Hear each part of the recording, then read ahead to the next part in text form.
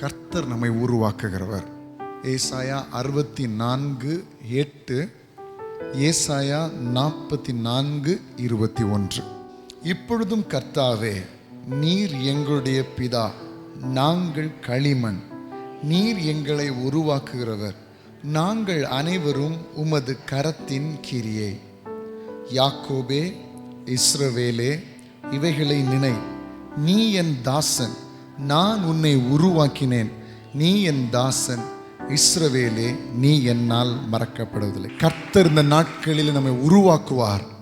கர்த்தரால் உருவாக்கப்பட்ட தேவஜனம் கர்த்தரால் மறக்கப்படுவதில்லை. கர்த்தர் நம்மை உருவாக்க முடியாதபடிக்கு இருக்கிற ஒரு மிகப்பெரிய அழுக்கு என்னவென்றால் பெருமை என்கிற அழுக்கு. கர்த்தரால் நீங்க உருவாக்கப்படணும்னு விரும்புறீங்கன்னா இன்னைக்கு அந்த பெருமையை தூக்கி வெளியே போட்டுருங்க.